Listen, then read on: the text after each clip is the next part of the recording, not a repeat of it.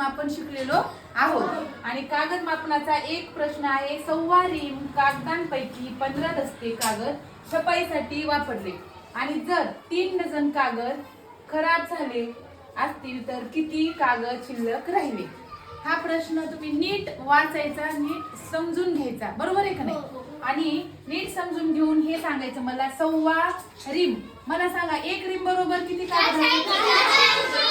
480 कागद। तर मला सांगा 1.25 म्हणजे काय असते? 1.25 म्हणजे काय असते? 4 भागांपैकी 1 भाग, बरोबर आहे की नाही?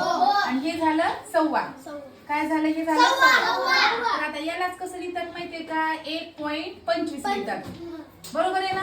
आणि ह्याला गुणिले काय करावं लागेल? 480, आणि मग बघावं लागेल की 1.25 रिम म्हणजे किती कागद आहेत, बरोबर आहे का? ह्या दोघांचा करावं लागेल तुम्हाला गुणाकार। तर आपण करूया गुणाकार, 480 गुणिले 1.25। तर हे जे दशांश आहे ते थोड्या वेळ आपण गृहीत धरायचं, डायरेक्ट 125 ने गुणायलो असं आपण विचार करायचा। दशांशचा गुणाकार तुम्हाला समजलेला आहे। 5 0 5, 5 नी शून्याला गुणलं 0, 85 40 ला 0 हातचे आले 4, 5 चोक 20 आणि 4 24। आता 0 लिहून गुणाकार करा, 2 0 0, 2 8 16 ला 6 चा हातचे आला 1, 2 चोक 8 आणि 1 9। आता 2 0 द्या। आता 1 नी कोणत्याही संख्येला गुणलं तर सगळी तीच संख्या येते, बरोबर आहे नाही? 1 नी शून्याला गुणलं 0, 1 नी 8 ला गुणलं 8, 1 नी 4 ला गुणलं 4। आता यांची करायची आहे आपल्याला बेरीज। तर ह्यांची बेरीज बघा, 0 0 6 4 10 ला 0 हातचे आले 1, 8 आणि 1 9 9 2 18, 19 20 ला 0 हातचे आले 2 6। आता बघा 1 2 2 च्या नंतर दशांश चिन्ह आहे का नाही? मग काय करावं लागेल? 1 2 2 च्या नंतर दशांश चिन्ह द्यायचं आणि हे 2 कट झाले, किती उत्तर आलं आपलं? 600। किती उत्तर आलं? 600। इथपर्यंत लक्षात आलं तुम्हाला? आता इथे लिहून टाकू आपण 600। किती? 600 म्हणजे किती रिम? 1.25 रिम म्हणजे किती कागद? 600 कागद। आता बघा पुढं काय आहे? 15 दस्ते। किती दस्ते? 15 दस्ते। मला सांगा 1 दस्ता बरोबर किती कागद? 24 कागद। मग आता आपल्याला काय करायचं आहे? 15 दस्ते। मग 15 दस्ते करायचे म्हटलं 15 गुणिले 24 बरोबर किती आले? 15 गुणिले 24 बरोबर किती येणार? तर 15 गुणिले 24 चं काय करावं लागेल आपल्याला? गुणाकार। मग करायचं गुणाकार, 24 गुणिले 15, 15 चोक डायरेक्ट 15 ने गुणूया, 15 चोक 60, 15 चोक 60 0 हातचे आले 6, 15 दुनी 30 आणि 6 30 आणि 6 किती? 36। म्हणजे किती कागद आले बेटा? 360 कागद। 360 तर किती कागद झाले? 24 गुणिले 15 बरोबर किती कागद झाले बाळांनो?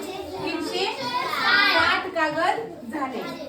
आता लक्षात आलं तुमच्या? आता पुढे काय विचारले बघा, 1.25 रिम कागदांपैकी 15 दस्ते कागद छपाईसाठी वापरले, म्हणजे 600 कागदापैकी 360 कागद छपाईसाठी वापरले। 3 डझन कागद खराब झाले। 3 डझन म्हणजे किती बरं? 3 गुणिले 12 म्हणजे 36 कागद खराब झाले।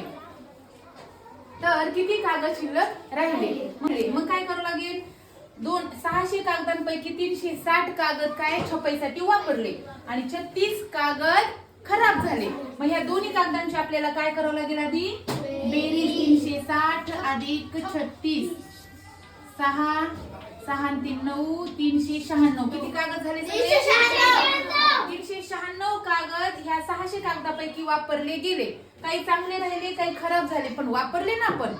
त्यात 600 पैकी एवढे कागद म्हणजे 396 कागद वापरण्यात आले। मग खराब होऊ किंवा चांगले राहू, पण 600 पैकी कमी तर झाले ना एवढे। काय झाले हे? मग कमी झालेले कागद आपल्याला वजा करावं लागतील। काय करावं लागतात? कमी झालेला आपण काय करतो? वजा करतो। कमी म्हणजे काय? वजा करणे। मग बघा 10 9 5, कारण वजाबाकीचा तुम्हाला नियम माहित आहे, बरोबर आहे की नाही? आपल्याकडे काही नसेल शेजारी घ्यायचं, शेजारी नसेल त्याच्या शेजारी जायचंय, बरोबर आहे का? मग 10 तून 6 गेले, किती राहिले? 4। पाचातून 3 गेले 2. बघा किती 204 कागद शिल्लक राहिले. 204 कागद शिल्लक राहिले. 600 पैकी 360 वापरण्यात आले. 360 छपाईसाठी वापरले. 36 खराब झाले. हे बघा हे वापरलेले, तर हे वापरले, हे काय झाले खराब झाले. 360 वापरले, 36 खराब झाले, एकूण 396 झाले.